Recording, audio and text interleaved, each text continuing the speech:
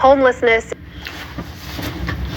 I'm doing another homelessness video pertaining to the homeless people in America, and it seems like it's being ignored, and it's being ignored because they're paying attention to the migrants and they're doing everything for these people, but nothing for the people that live in this country.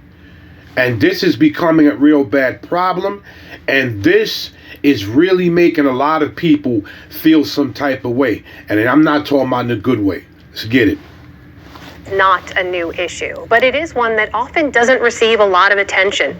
The number of Americans living without homes, in shelters, or on the streets continues to rise at an alarming rate. Judy Woodruff has this report on why that is and what more can be done to prevent it. Homelessness often gets extra attention during the holiday season, of course, but the problem has grown year-round, particularly in many cities. Estimates show that as many as 500,000 people are homeless in the U.S. on any given night. Nan Roman is the CEO of the National Alliance to End Homelessness, and she joins me now. Nan Roman, thank you for joining us. And full disclosure, I serve on the board of the Alliance. But first, let me ask you, how serious is the homelessness problem in this country compared to Well, I'm going to stop the video right there for a minute. I can tell you how seriously is New York City. In New York City alone, Americans that was born here, just in Manhattan, 80,000 homeless people just in Manhattan. 80,000 homeless people. Well, the problem of homelessness has been getting worse in this country compared to a few years ago. From 2007 to 2016, it had been going down pretty steadily every year. Starting in 2016, it's been creeping up every year, including this year, as far as we know. And do you understand why that is? I think it's largely due to the lack of affordable housing and housing getting more expensive, and also what people earn purchasing less housing. And is that due to federal policy, state policy? What would you ascribe it to? It's due to the market to some degree. I mean, we really don't have an adequate supply of housing in the U.S. anymore. We're about 5 million units short of having an adequate supply of housing overall. And in the affordable housing category, it's even worse. We're about 7 million units short of enough affordable housing for all of the low-income households that need it. And that really is the driver around homelessness. And do you have a sense, we were just talking about this, of how COVID has affected people's ability to be in a home? You know, it's sort of a mixed bag. I think on the one hand, a lot of the benefits that have been coming to people in terms of the child tax credit, the income tax credits, the boost in unemployment insurance and so forth have given people. I can tell you why the homelessness went through the roof. You cannot survive in New York City, but anywhere, for $15 an hour when your rent is in the thousands, and you still have to pay for your food.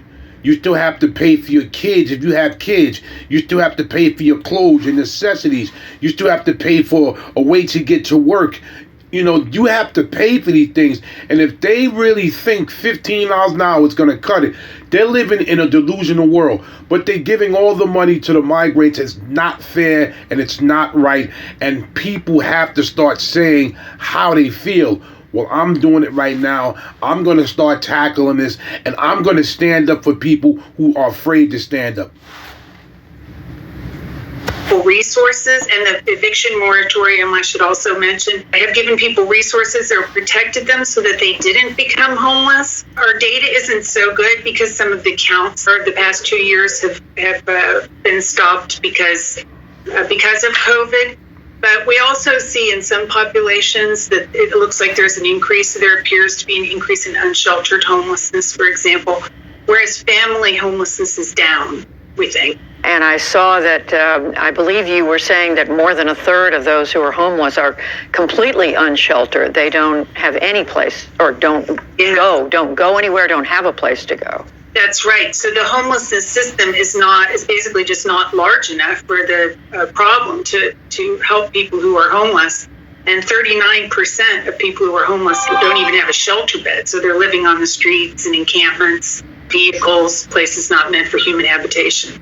Nan Roman, you were also telling me that there was a good amount of money that was allocated to address housing the homeless in the legislation that was passed because of COVID, the American Rescue Plan, the CARES Act. And Well, you know where that money went to? That money went to the migrants. And like I said, I have no problem with the migrants, and I have no problem with them trying to escape what they was trying to escape, the dangers where they live. But you got to help your people here first. That money went to them. That's where all that money went to. $400 a day to house migrant people in New York. A person. One person, $400 a day. Add that up. not all that money has been spent. Why not? Can you give us a sense of what's happening there? I think there are a couple reasons. There was about $14 billion between the CARES Act and the American Rescue Plan Act, specifically targeted to people who are homeless. Some of the issues around it being slow have to do with just the ability of the sector to absorb it. Staffs being low, the hiring, the same sorts of things you hear about businesses, that's also happening in government and nonprofit sectors. And so many resources flowing into communities have made it a little bit difficult for them to get the money out.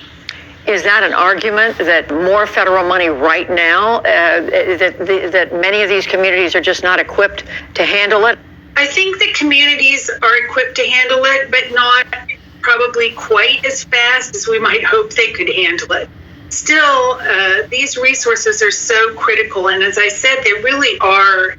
This is a once-in-a-lifetime injection of funds into solving this problem. We estimate that the resources in Build Back Better, should that prevail, could house 80,000 households. So that's quite a big dent.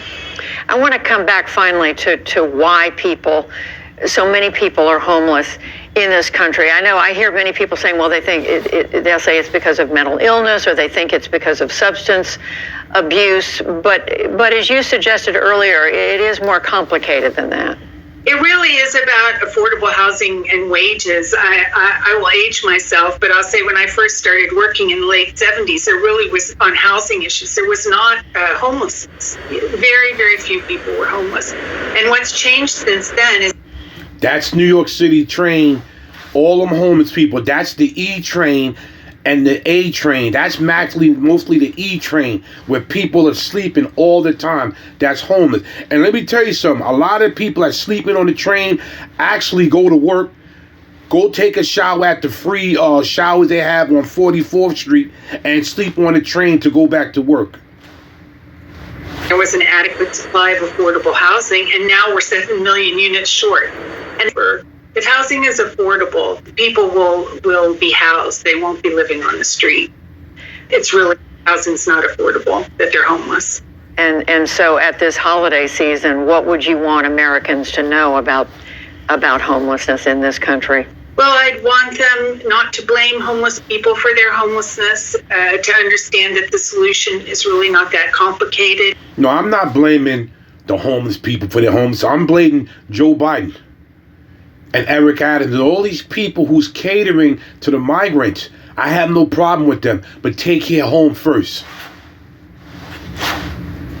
And to have compassion for people. It seems to me that in a country as wealthy as ours and as wonderful as ours, we really should not have hundreds of thousands of people living on the street. Nan Roman, who is the CEO of the National Alliance. It ended right there. But get this. The richest country in the world is becoming the poorest country in the world. Like, share, subscribe to my channel, and please, thanks for the like, but please leave a comment what you think, because this has to stop. They have to stop just catering to the migrant and take care of their home. America. This is Big Hawk. Until the next video, I'm out.